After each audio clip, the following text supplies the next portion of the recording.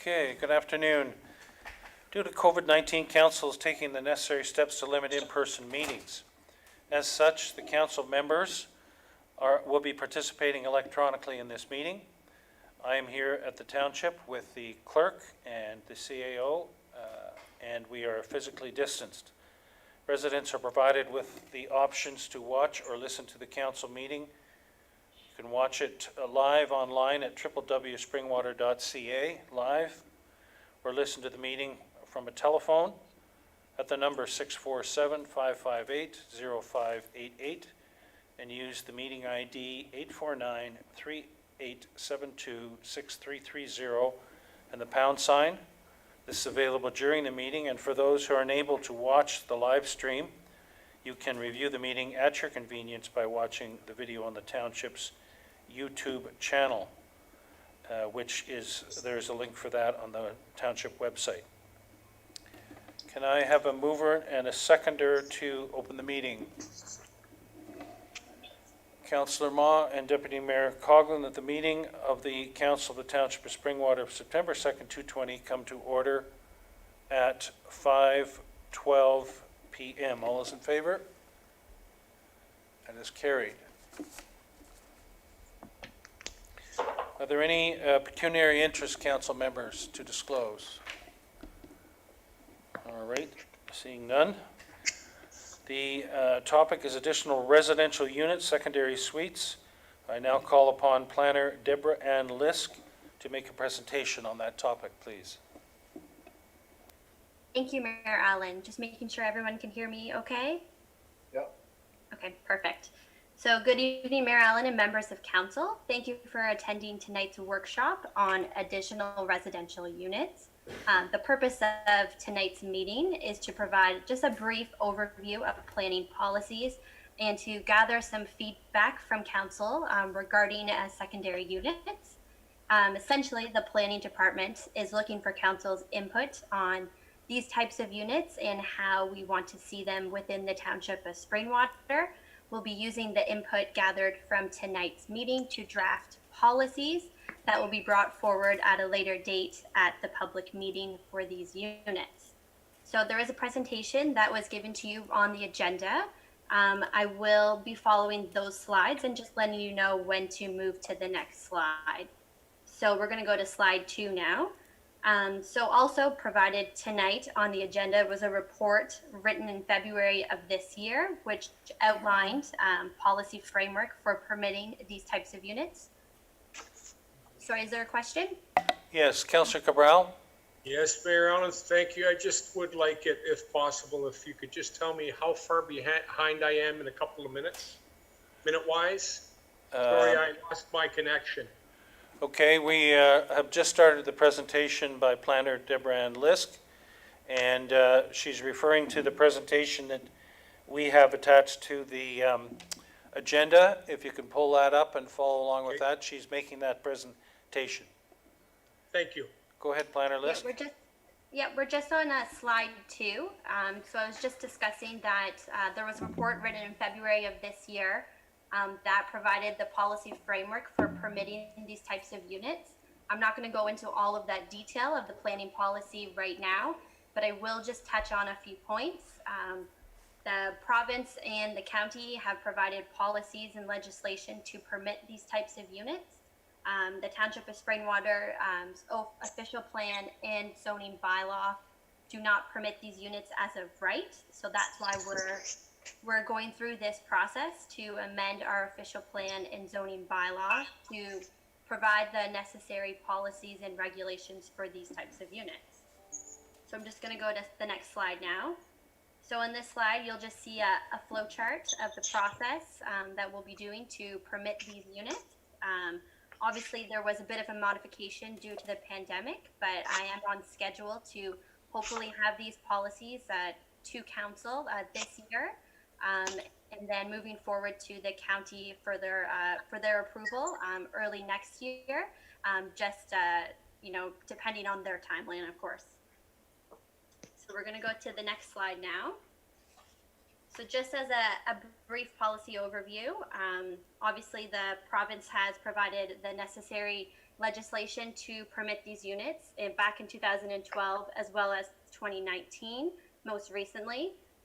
Additional regulations were also filed on August 2019 to assist in removing certain barriers for these types of units. So there's legislation by the province to remove parking standards if the municipality wishes to do so, as well as certain policies that were in place regarding the age of the dwellings to be able to have these units. Those are no longer in place.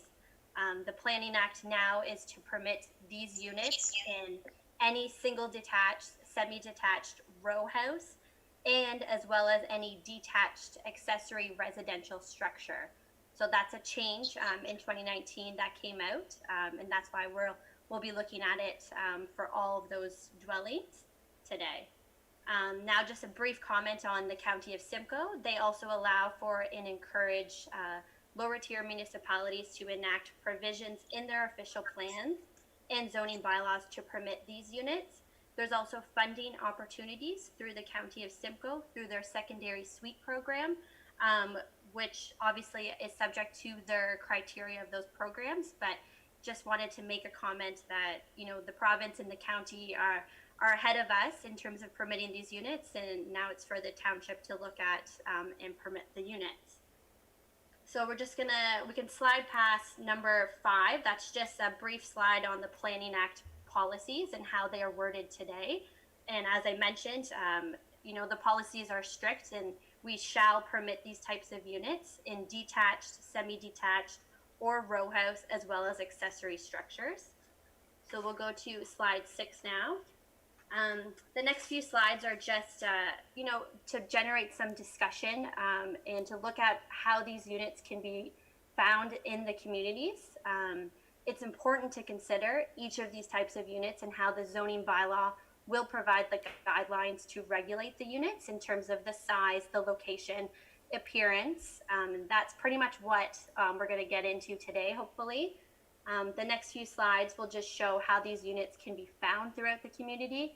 You know, they could be in basement apartments, they could be conversions of attic spaces, they could be additions to houses, and again, they could be in detached accessory structures, all of which, you know, provide different, you know, issues and concerns in terms of how these look in the community, and that's why we're having this discussion today and get some input from you. The next slide, slide 9, looks at just a draft of the official plan policies and what we're looking at to provide that framework for these units. A definition of a secondary unit will be included. It will discuss how the zoning bylaw can provide those policies in terms of the location, the size, servicing requirements, parking requirements, landscape requirements, and even the external appearance of dwelling, which can all be considered in the zoning bylaw. Another comment will be in the official plan policies that all of the units have to adhere to applicable health and safety standards, including the Ontario Building Code and Ontario Fire Code. There is also, as number D, I've included that the municipality may establish a registration or licensing program if they wish to do so. Now, that's just a comment in the official plan policies. Now, I'm not too sure if we're going to go that route or if it's something that needs to be considered, but we do need to look at that. A lot of municipalities register these types of units, or at least provide a list on their website of units that went through the appropriate approvals. It's something to consider. We'll just go to the next slide now. Again, these are just some points that I'd like to talk about tonight. The size of these structures, not only when it's detached from the house, but also within the main dwelling itself. Most municipalities restrict the size, or at least provide some sort of guidelines in their policies on what size these units can be. Another comment would be on the height of these structures. Now, that is more towards structures that are detached from the house. You know, it needs to be considered. We have accessory building provisions and height restrictions under our bylaw. Now, when we have these types of units, are we looking at increasing that height, or do we want to maintain what is already established through that bylaw. Another thing to consider. Just another few comments on setbacks. When there's an accessory structure detached from the dwelling, should there be larger setbacks from property lines than, in an accessory storage building, that type of thing. And then parking, as well as the appearance of the dwelling. Units contained within the dwelling, a maximum floor area, should it be less than the main residential use? And then again, with applicable law, the building code, fire code compliance obviously would be required, but the zoning bylaw can outline that as well. And then the topic of registration of these units.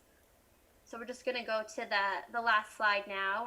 So following today's discussion, obviously I will be drafting policies that we presented at a public meeting for review, and I'm aiming for the end of October of this year.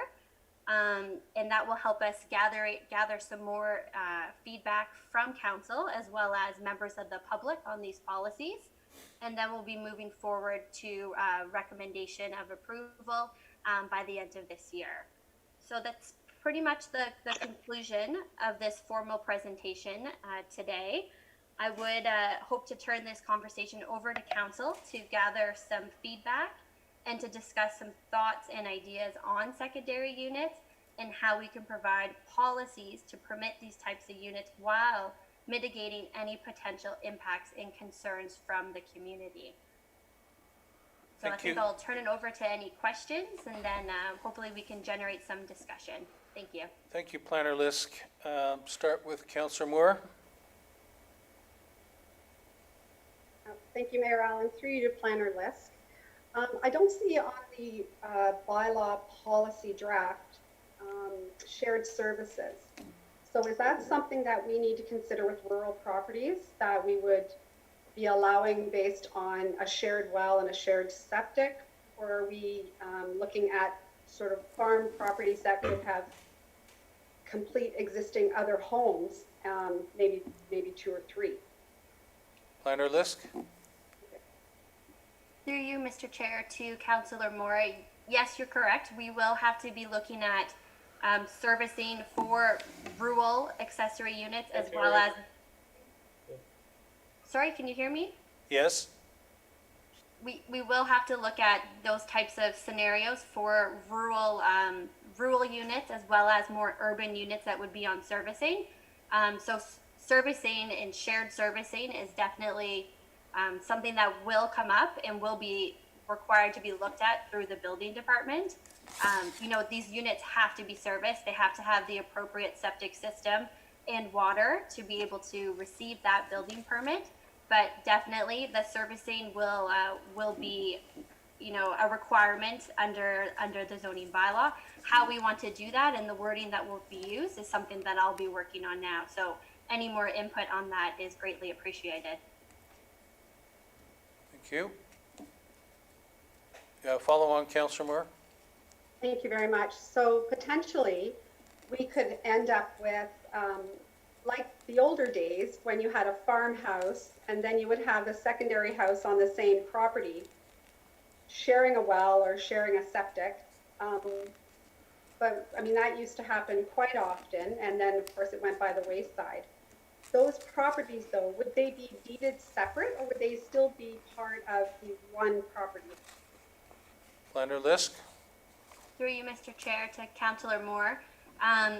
They would be one property. Having a secondary unit does not, further allow you to sever the lot. You would be subject to the applicable policies for those types of consents. And even more, the county official plan has policies in there to restrict that type of severance. And that's something that, we could and probably will include in our official plan policies.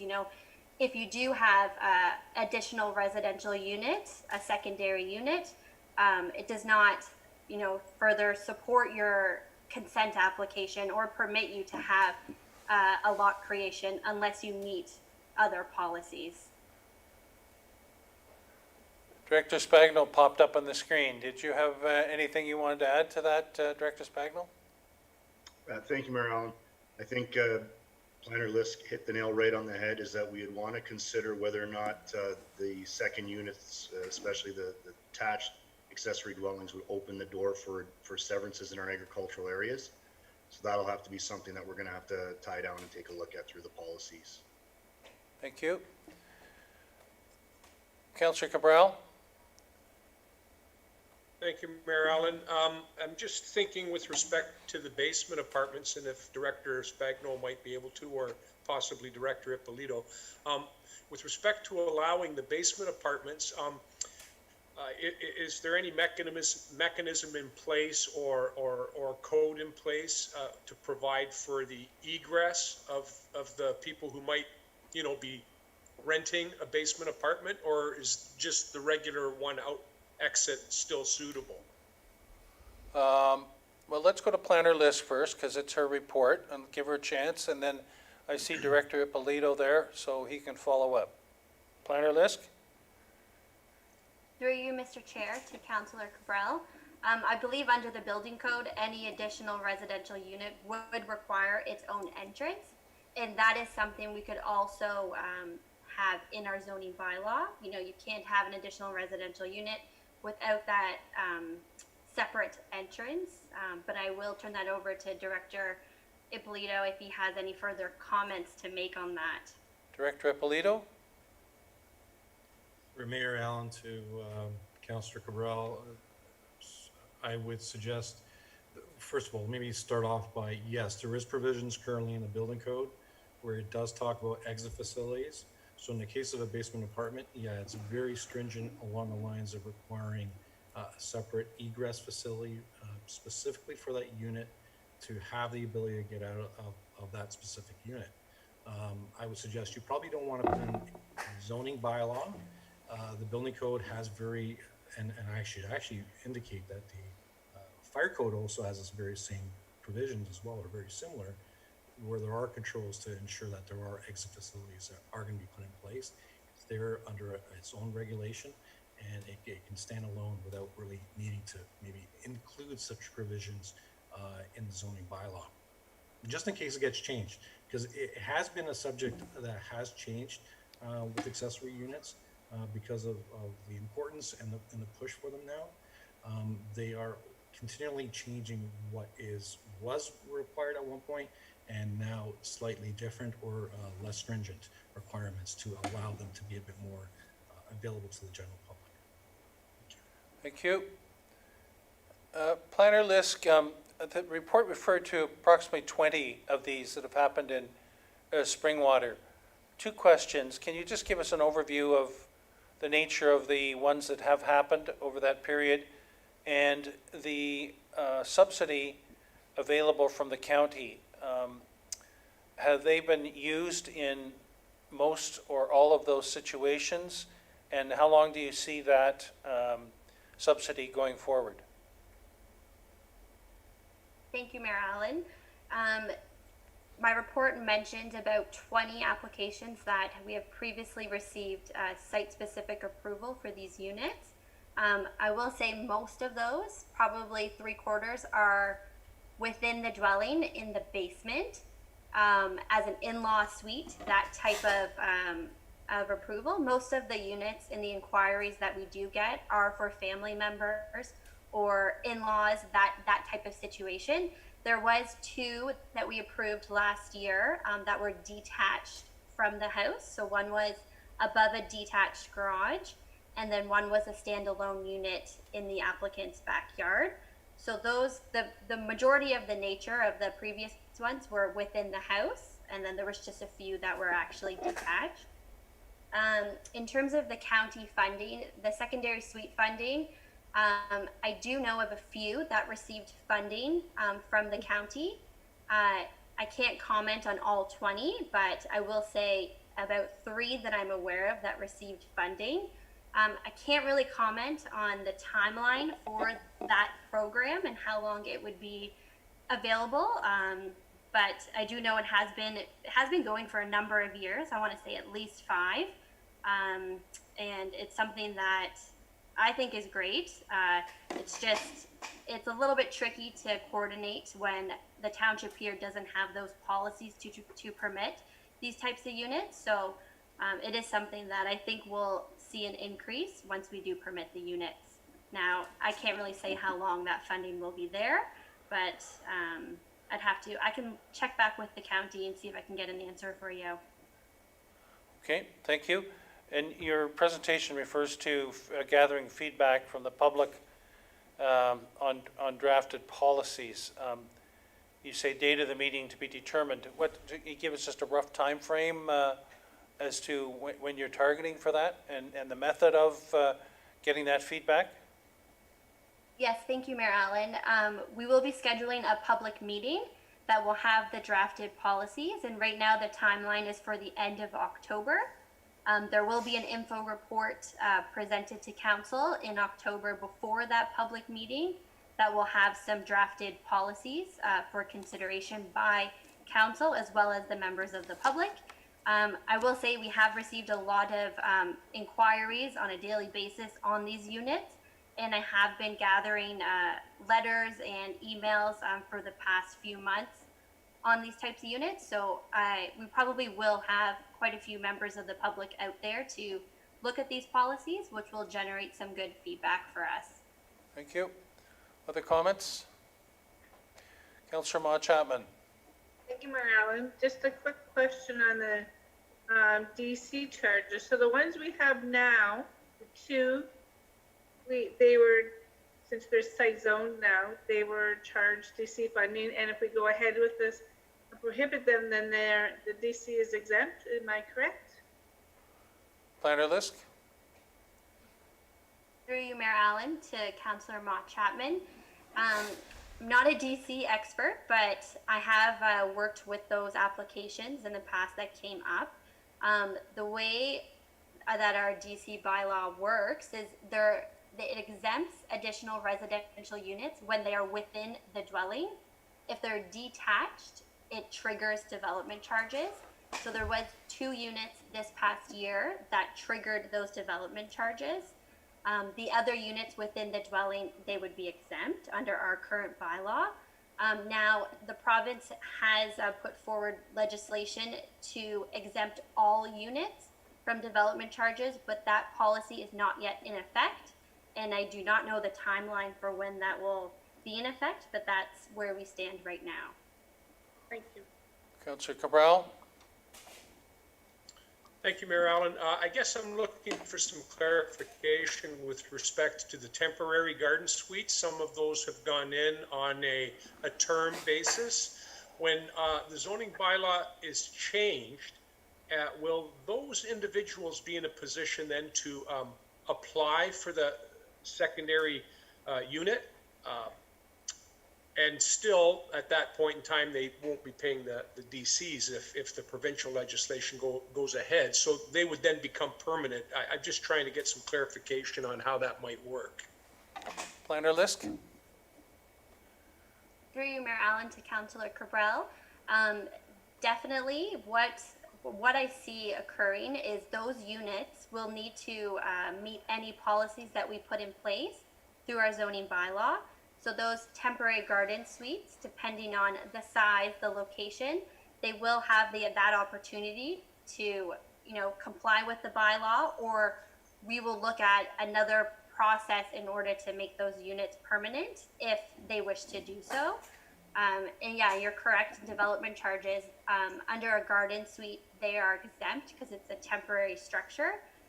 If they do wish to become permanent and meet the policies that we put in place, or receive the appropriate approvals that they need, depending on the province, the DCs may be exempt. Thank you. Councillor Ritchie? Yeah, Oh, the light went on, so I couldn't see whether you raised your hand. No comment, no question? actually, I just wanted to compliment the planning staff for this report.